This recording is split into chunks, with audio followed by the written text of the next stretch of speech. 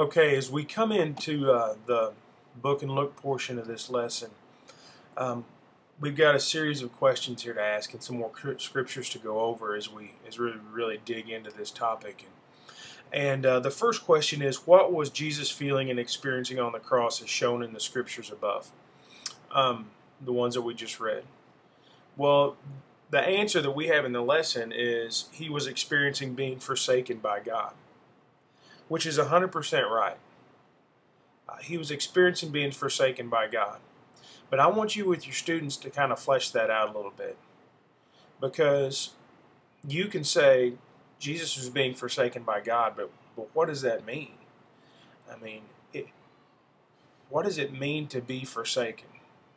Like it might, I haven't looked this up, so I don't know what it's going to say in the dictionary, but like it might do you some good to even look at a Bible commentary, a concordance, to look at really the definition of what does it mean to be forsaken, and how does that apply to Jesus, because wasn't he God, and you know, how can God be forsaken by God? And like it gets into some pretty deep theological stuff going on there, and I'm not sure you want to chase that rabbit at this point, but at the same time, don't just gloss over that and say he was forsaken. Like, he was separated. God literally, God the Father turned his back because he could not look on the sin that Jesus had become. And that was the first time that Christ and the Father hadn't experienced fellowship together. And whenever I say at the same time, like, what would the student feel if they had been forsaken, if they had been left, felt like there was no one that would help them at that moment? Like, just explore that, and you know, I'm not saying there's gonna be a direct one-for-one correlation, because this is the Trinity we're talking about here, so it's not going to be exactly the same forsakenness. He was the God-man. We're just humanity, and so we maybe experience that a little bit different. But talk about the emotion, all of the things that could be coming upon him at that moment, not only physical torture and pain, but you know, fear, all of those things that would happen if somebody's forsaken. So really kind of discuss that for a minute. Number two, what was Jesus' attitude and action in response to being forsaken? The answer is he committed his spirit into that Father's hands. And you know, what would be the normal reaction of people? If we feel forsaken, our first reaction is not to commit our hand, or to commit ourselves to the one that we feel like we're being forsaken by. But that was Jesus' reaction, and it should be our reaction. If we feel like, God, why have you left me here? Why have you allowed me to go through these things? Our response should be submission to his will at that point. And that only comes through the power of the Holy Spirit, because we don't want to do those things. We want to run the other way. We want to get mad. We want to do all those things that our flesh would boil up in us to do. Number three, what enabled Jesus to have this attitude of submission even while being tortured on a cross and bearing the sins of the world? He knew God and knew that God was trustworthy.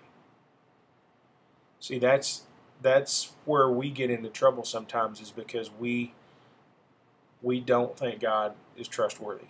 Now, probably no one would say that, but like whenever we have a crisis of faith, that's what's going on.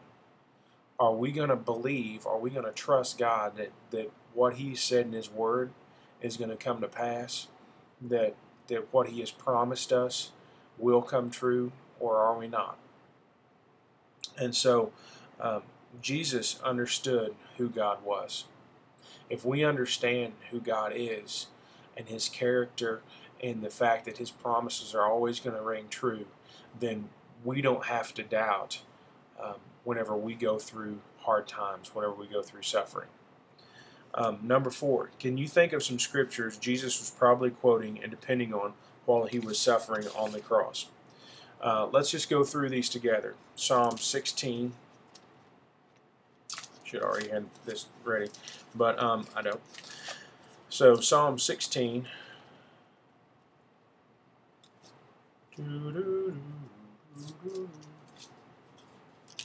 Verses 7 through 11. I bless the Lord who gives me counsel in the night. Also, my heart instructs me. I have set the Lord always before me, because He is at my right hand. I shall not be shaken. Therefore my heart is glad, and my whole being rejoices. My flesh also dwells secure. For you will not abandon my soul to Sheol, or let your Holy One see corruption. You make known to me the path of life. In your presence there is fullness of joy. At your right hand are pleasures forevermore. Let's look also at Acts chapter 13.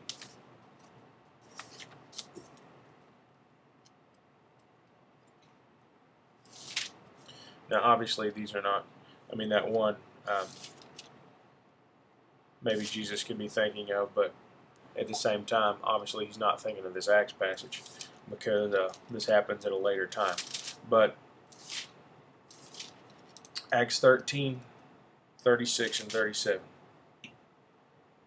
says, For David, after he'd served the purpose of God in his own generation, fell asleep and laid with his fathers and saw corruption. But he whom God raised up did not see corruption.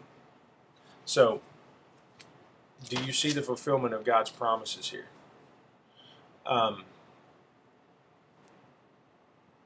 Jesus obviously did not see corruption, because on Sunday He rose from the dead. His body did not see corruption. His spirit did not see corruption. Okay, as we look at this, it's the important thing to bring out here is that God is trustworthy.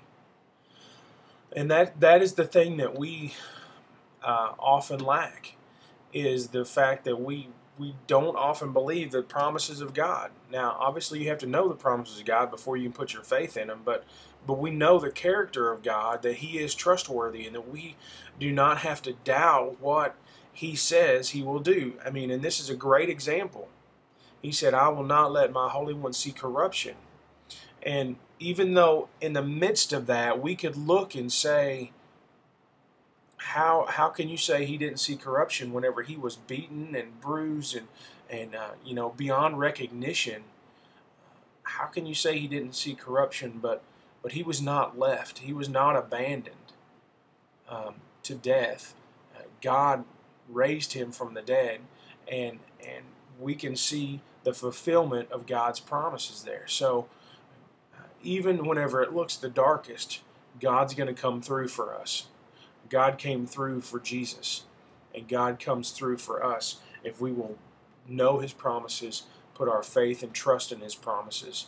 We will see them come true, not only in the life of Christ, but in our life as well. So that's the main point in that section.